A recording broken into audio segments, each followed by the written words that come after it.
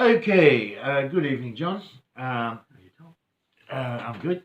I'm asking you again to help me validate an assessment tool that I've been working out. Yep. So I hope you can,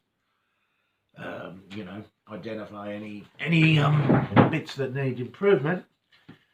And it is for the unit of competency BSB COT 101, apply critical thinking techniques. And well, this was quite an interesting one to do as an assessment because I needed to assess performance of thought, which was quite tricky, but I think you can see what I've got here.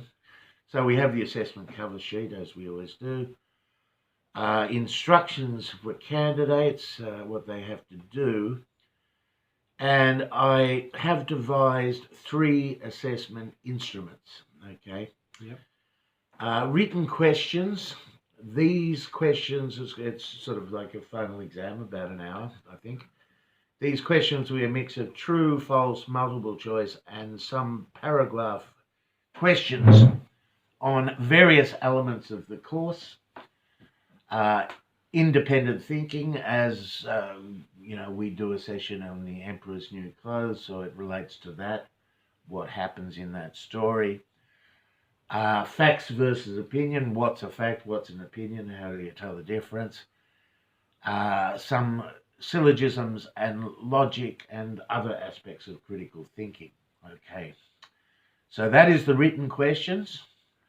Verbal questions are candidates will answer a series of verbal questions on constructing syllogisms, independent thinking, and the nature of facts and opinions. Okay, perhaps I think I may be covering too much here. What do you think? Well, there's a lot in that section, but we can give it a go. Yeah. We'll have a look later to see if it's replicating it. Yeah. And then I want to have a scenario, a scenario called the trolley scenario, which is a well-known sort of critical thinking, ethical thinking exercise. And I just want to, I have an observation checklist and during that particular class, and it's really about, do they ask questions, do they seek information, do they participate in this particular activity, okay? So I have, what they should do here, what they need to do, bring ID and all that to the test. So written questions, I've given them these instructions. You'll have 60 minutes. You can tell me if you think that's an adequate time or too long, too short, whatever. True, false, A, B, C, D, a multiple choice, and some paragraph questions. Satisfactory completion, 80% of the correct answers to the multiple choice and true, false questions. So they can get a few wrong, that's okay. And 5 of 6 responses to the open-ended questions. And I've written down this information for the assessors as well. Okay, so I'll scroll through and you can read the questions. It's about knowledge here. Have they, were they there when the story was read? Do they know what it means? The Emperor's New Clothes. I've got a couple of questions about the Emperor's New Clothes. How do you tell a fact from an opinion? They need to get 2 things right there, I think. Well, let me just check if I got that.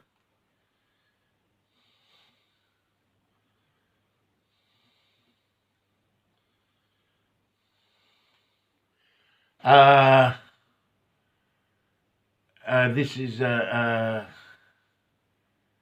another paragraph, just to recount, or I suppose to examine their own critical thinking. Have they something they've noticed in their own life or heard about in other situations? So I guess I want some sort of evidence here of that they are engaging in processes of critical thinking. Yeah.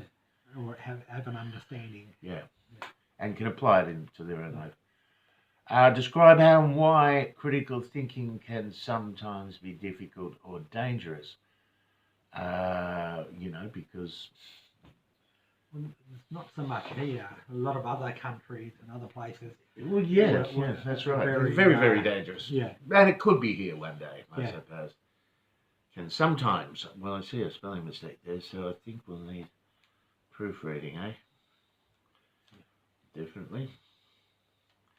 And I want some reflection on what... Make sure you put number 5 down so you know that you have to alter that one. Okay, and I've got number 6. How has this course led to you to reflect on your own critical thinking practices? Now, maybe I could drop that because it might be a little bit too similar. What do you think? That makes a rounded number 5. Yes, if you've practically already got it in number 4. Yeah. So you may just be doubling up on. I might, and so drop it. Yeah, we can drop that. Drop number 6. I mean, if you and need just to, make it 4 and 5. You can add something extra to that. Yeah, I think they do double up, don't they? Yeah. You know.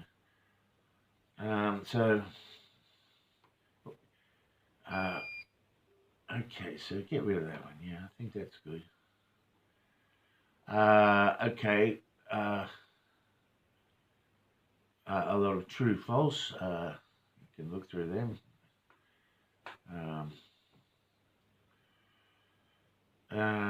And some multiple choice questions that are on syllogisms.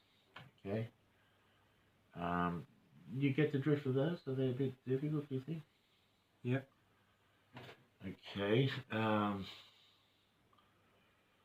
Okay, so that's the written questions. Okay. So then I have the verbal questions, and what I want them to do here is, we've had a session on constructing a syllogism where you have a major premise, minor premise, and you come with a logical conclusion to them. So really, after I teach them that, I want them individually to come up with a valid syllogism of the type that I teach. So that's all they have to do. That's the question, really. So, just a valid syllogism. Okay. Well, there are 2 questions actually here. I also want them to come up with one fact or statement of a factual type, e.g. 2 + 2 = 4, that sort of thing that can be proved, that meets the definition of a fact that I've supplied in that sort of lesson. And one opinion. The opinion I've put down just as an example here is milk tastes good, because it's a subjective thing. Yeah. Okay, what do you reckon?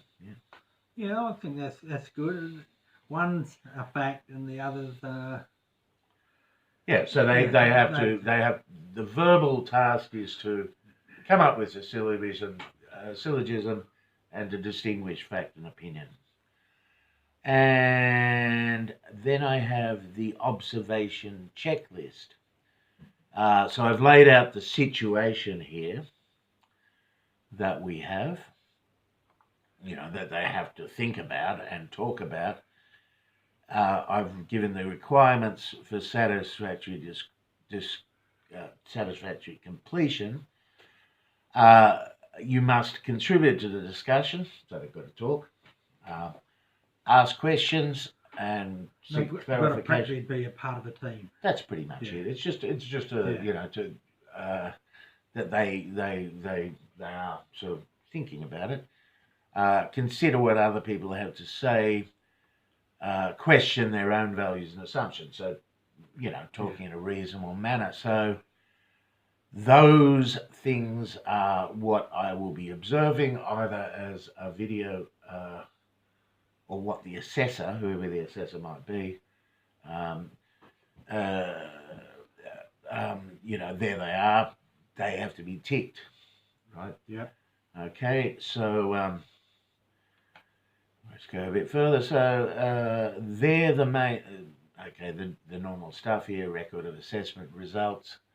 What else we got? Marking guide. So here's the answer key for the assessors. The answer key to those multiple choices and all that. Okay. True and false answers. The answers to the syllogisms.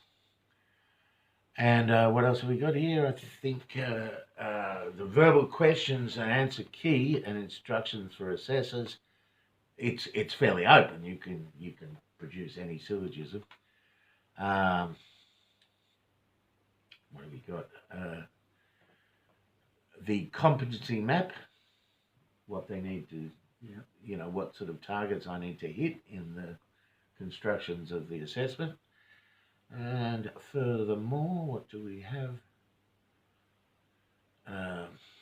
Okay. We don't need to bother about that. The trial.